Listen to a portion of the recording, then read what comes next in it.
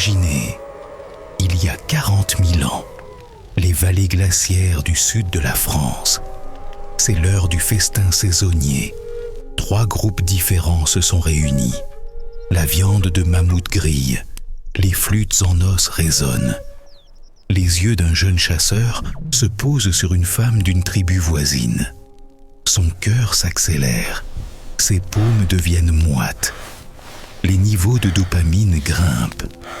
Les récepteurs d'ocytocine s'enflamment. Ce n'est pas juste de l'attirance, c'est de l'ingénierie de survie. Maintenant, faites face à une réalité. Si ce lien ne se crée pas, s'il n'est pas réciproque, si dans 3 jours, cette femme repart avec son groupe, ce n'est pas seulement le cœur qui se brise. Votre lignée génétique commence à s'éteindre, car l'enfant humain ne peut survivre avec un seul parent. Il exige 15 années de soins ininterrompus. Et seul, vous ne survivriez même pas à un seul hiver. Les films vous ont menti. À l'âge de pierre, l'amour n'était pas un luxe romantique. L'amour était une nécessité thermodynamique. Être rejeté ne signifiait pas seulement la honte. Cela signifiait l'extinction. Et votre cerveau le savait. C'est pourquoi le chagrin d'amour se transformait en douleur physique, car l'évolution avait codé les menaces vitales en douleur. Abonnez-vous. La véritable biologie de l'amour commence maintenant. Le festin en est à son 5e jour. Le soleil se couche. La température chute à moins 10 degrés. Autour du feu, 23 personnes sont assises. Le jeune chasseur observe la même femme depuis 3 jours. Chaque contact visuel transforme son corps. Son rythme cardiaque passe de 72 à 95 battements par minute. Et la sueur perle. Des cristaux de sel se forment sur sa peau. Ce n'est pas de l'excitation, c'est une attaque neurochimique. Les niveaux de dopamine ont atteint 250% de leur niveau de base. Dans le cerveau, le noyau accumbens s'active en prévision de la récompense. L'aire tegmentale ventrale code le visage, la voix, l'odeur de la partenaire. Chaque détail est enregistré dans la base de données de survie. Car cette femme n'est pas juste une femme. Cette femme est la partenaire de survie pour les 15 prochaines années. Cette femme, c'est l'efficacité thermique durant les froides nuits d'hiver. Cette femme, c'est une source de calories de secours quand la chasse échoue. Son cerveau le sait, son corps le sait. Chaque cellule sonne l'alarme. Ne rate pas cette occasion. Mais il y a un problème. Mais la femme s'est assise à côté d'un autre homme. Une oppression soudaine dans la poitrine du chasseur. La respiration devient difficile. Les niveaux de cortisol montent en flèche. L'hormone du stress inonde le système sanguin. L'amygdale s'active. Le système de détection de menaces est en alerte. Ce n'est pas seulement une humiliation sociale, c'est une alarme évolutive. Car si la compétition est perdue, le protocole d'exogamie s'effondre. Vous ne pouvez pas vous marier au sein de votre propre groupe. Il y a des risques génétiques. Vous devez trouver un partenaire dans les groupes voisins. Mais l'accès aux groupes voisins n'a lieu que 2 fois par an, lors des festins saisonniers. Le prochain festin est dans 6 mois. 6 mois, à l'âge de glace, c'est 2 saisons. 2 saisons, c'est 24 cycles lunaires complets. Et 24 mois, c'est 45% de la fenêtre de reproduction critique. Impossible de perdre du temps. La physique ne pardonne pas. Maintenant, le chasseur se lève. Il marche vers la femme. Les paumes moites, les jambes tremblantes. Les signaux du cortex moteur sont irréguliers. Le stress perturbe le contrôle musculaire. Il arrive à côté d'elle. Il la regarde dans les yeux. La femme sourit, mais ne répond pas. Elle détourne la tête. Elle continue de parler à l'autre homme. Cet instant, précisément cet instant, C'est le moment où le cœur commence à se briser. Le cortex singulaire antérieur s'active. Cette région du cerveau traite la douleur physique. La même région traite maintenant le rejet social. C'est prouvé par les scanners IRMF. Le rejet social active la même zone du cerveau que la blessure physique. Et c'est pourquoi le cœur brisé n'est pas une métaphore. Ça fait vraiment mal. Une pression sur la cage thoracique, un poids dans les poumons, la nausée. Le corps code la perte d'une ressource vitale comme une menace physique. Le chasseur retourne s'asseoir. De l'autre côté du feu, personne ne parle. Le feu est silencieux. Les mains ne tremblent pas. Car tout le monde sait, ce n'est pas juste un rejet. C'est un calcul de survie qui a mal tourné. Dans le groupe de 20 personnes, il n'y a que 4 femmes en âge de se marier. L'une est trop âgée, elle ne peut plus enfanter. L'une est déjà en couple. L'une est de sa propre lignée, interdit par l'exogamie.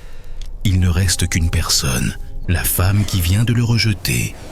Les options sont épuisées. Le prochain festin est dans 6 mois. Mais dans 6 mois, un autre homme pourrait être plus rapide. Un autre groupe pourrait faire une meilleure offre. Le compte à rebours a commencé. Ce silence vient d'il y a 40 000 ans. Ce silence, c'est le son de l'extinction. La nuit avance. La température chute à moins 15 degrés. Le feu faiblit. Le bois se fait rare. Le chasseur ne peut pas dormir. Les niveaux de sérotonine chutent. Le cycle du sommeil est perturbé. La rumination commence. Le cerveau rejoue en boucle le moment du rejet. Pourquoi n'a-t-elle pas souri? Qu'ai-je fait de mal? Qu'a offert l'autre homme? Ce cycle n'est pas seulement une torture mentale. C'est un coup biologique, car l'insomnie affaiblit le système immunitaire. Si le système immunitaire s'affaiblit, le risque d'infection augmente. Si le risque d'infection augmente, la capacité à chasser diminue. Donc si la capacité à chasser diminue, le statut au sein du groupe est perdu. Si le statut est perdu, vous devenez moins attirant pour le prochain festin. Un effet domino, irréversible. La physique ne pardonne pas. Le matin se lève, le festin se termine. Les groupes se séparent. La femme part vers le nord avec son groupe. Le chasseur la regarde partir. Un dernier contact visuel. La femme détourne la tête. Elle s'en va. Cet instant précis, c'est la rupture du système d'attachement. Les récepteurs d'ocytocine tournent à vide. L'attente de dopamine n'est pas satisfaite. Le circuit de la récompense dans le cerveau reste sans récompense. Le déséquilibre neurochimique commence. Une forme précoce de dépression clinique. CR. Le système d'attachement a évolué à partir du lien mère-enfant. Si la mère abandonne le bébé meurt. C'est pourquoi l'abandon a été codé comme une menace de mort. L'abandon romantique déclenche le même système d'alarme. Le cerveau ne fait pas la différence. L'abandon barre verticale signifie la mort. Les archives archéologiques sont silencieuses. Mais il y a une découverte. Sur le site de Kostenki, 11 en Russie, il y a 40 000 ans, une tombe a été trouvée. À l'intérieur, un jeune homme. À ses côtés, aucun outil, aucun trophée de chasse, juste un collier de perles, des perles de femme. Les analyses montrent que les perles viennent d'une autre région, à 100 km de là, de la région des festins saisonniers. Cet homme a ramené ses perles de là-bas, comme un cadeau. Mais il n'y a personne d'autre dans la tombe, juste lui, enterré seul. Et les experts se spéculent. Peut-être est-il mort au combat ou à la chasse, mais peut-être autre chose. Peut-être que le chagrin d'amour a fait s'effondrer son système immunitaire. Peut-être a-t-il contracté une infection. Peut-être qu'il ne pouvait plus manger, perte d'appétit. Peut-être est-il mort de froid, seul, son énergie d'attachement épuisée. Nous ne savons pas. Mais ce que nous savons, c'est que ces perles racontent l'histoire d'un rejet. Et ce rejet a coûté cher. Cette connaissance a coûté cher. Chaque cœur brisé a dû être appris. Chaque rejet a nécessité l'effondrement du système immunitaire de quelqu'un. Vous lisez ceci en 8 minutes. Eux ont essayé pendant 8000 hivers. C'est ainsi que le système s'est perfectionné. Car le cerveau humain a transformé la douleur sociale en douleur physique. Et cette adaptation garantissait le maintien dans le groupe. Le rejet devait faire mal pour que les liens sociaux soient préservés. Le cœur brisé devait tuer pour que l'attachement soit pris au sérieux. L'évolution a conçu la douleur émotionnelle comme un système de sécurité. Si vous souffrez, vous ne prenez plus le même risque. Vous choisissez plus prudemment. Vous envoyez de meilleurs signaux. Vous créez plus de valeur au sein du groupe. La douleur est un outil d'apprentissage. Mais l'apprentissage peut être mortel. Les Néandertaliens aussi tombaient amoureux. Dans la grotte de Shanidar, un squelette de Néandertalien présente une grave blessure à l'épaule. La blessure a guéri, mais son bras droit est resté paralysé. Cet individu a vécu au moins 6 mois de plus après sa paralysie. Et 6 mois pour un individu incapable de chasser, incapable de se défendre. C'est impossible. Pourtant, il a vécu, car quelqu'un l'a nourri, quelqu'un l'a protégé, quelqu'un a pris soin de lui. Qui ? Probablement un partenaire, probablement une compagne. Les archéologues appellent cela une preuve de compassion. Mais ce n'est pas seulement de la compassion, c'est de l'amour. Car la compassion est de courte durée. 6 mois de soins ininterrompus exigent un engagement. L'engagement exige de l'ocytocine. L'ocytocine exige un attachement. L'attachement, c'est l'amour. Les Néandertaliens tombaient amoureux et ils n'abandonnaient pas leur partenaire blessé. C'est thermodynamiquement illogique. Mais la logique émotionnelle surpassait la thermodynamique. La différence avec Homo sapiens est là. Les Néandertaliens pratiquaient les soins individuels. Sapiens a développé les soins de groupe. Dans la nécropole de Sungir, en Russie, il y a 34 000 ans, 2 enfants ont été enterrés côte à côte. L'un avait 10 ans, l'autre 13. Sur eux, 3000 perles, des lances en ivoire, des dents de renard. Une sépulture aussi riche représente des mois de travail. Le travail de qui ? Des parents, mais pas seulement des parents, du groupe entier. Car fabriquer 3000 perles, ce n'est pas le travail d'une seule personne. 10 personnes ont dû travailler pendant 30 jours. Pourquoi ? Les enfants étaient morts, aucun bénéfice. Pourtant, le groupe a investi, car ces enfants étaient l'amour de quelqu'un, les enfants de quelqu'un, l'avenir de quelqu'un. Le groupe a partagé la douleur de ses parents. Partager la douleur renforce le lien. Ici, le lien se renforce comme à l'avenir. Quand quelqu'un d'autre souffrira, il vous aidera. Un réseau de soutien mutuel, une assurance émotionnelle. Sapiens a développé cela. Les Néandertaliens, non. Sapiens a survécu. Les Néandertaliens se sont éteints. La jalousie entre aussi en jeu ici. Le chasseur a perdu la femme. Mais un autre homme a gagné. Cet homme a maintenant plus de statut, plus de droit de reproduction. Quelque chose brûle à l'intérieur du chasseur. Un mélange de cortisol et de testostérone. Des hormones d'agression. L'amygdale envoie des signaux. Élimine le rival. Mais le cortex préfrontal intervient. Si tu tues le rival, le groupe t'exclura. Si le groupe t'exclut, tu meurs. Un conflit interne. La jalousie. Une arme évolutive. Mais si elle est utilisée, elle se retourne contre vous. Car l'humain est un animal social. Et tout l'animal social ne peut vivre sans groupe. La jalousie doit être contenue. Si elle est contenue, le stress devient chronique. Si le stress devient chronique, un ulcère se développe. Si un ulcère se développe, la nutrition se détériore.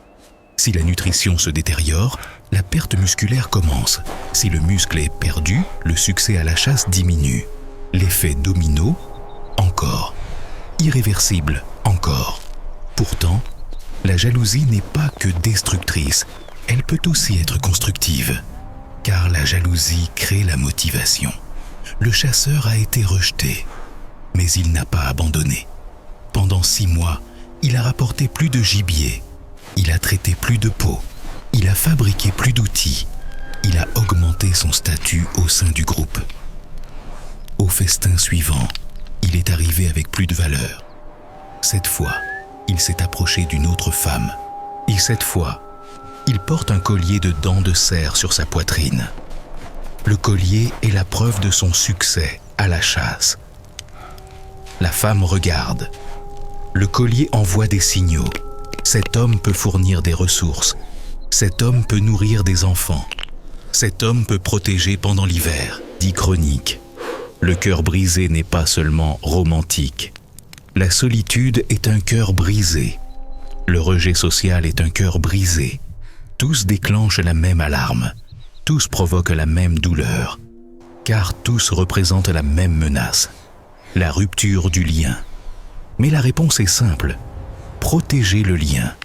Car le lien est une nécessité thermodynamique. Le lien est une supériorité statistique. Le lien est un protocole de survie. Choisissez votre partenaire avec soin. Et n'abandonnez pas quand vous êtes rejeté. Apprenez quand vous souffrez. Soyez constructif quand vous êtes jaloux. Ne restez pas seul en vieillissant. Car votre cerveau fonctionne avec un algorithme vieux de 40 000 ans. L'algorithme ne change pas. L'environnement change. C'est à vous de vous adapter. L'adaptation exige la connaissance. La connaissance exige l'observation. L'observation exige l'attention. L'attention assure la survie. Les réponses sont sous terre. Les perles de Kostenki 11. Le bras paralysé de Shanidar. Les tombes d'enfants de Sungir. Toutes racontent la même histoire. L'amour n'était pas un luxe. L'amour était une assurance vie. Le cœur brisé n'était pas une honte. Le cœur brisé était une crise biologique. Ils ont perfectionné ce système. Chaque génération, 3% meilleure. Des 1000 générations plus tard, il y a vous. Abonnez-vous. À l'âge de glace, la connaissance, c'est la vie. Et dans la prochaine vidéo, nous verrons comment la solitude vous tue.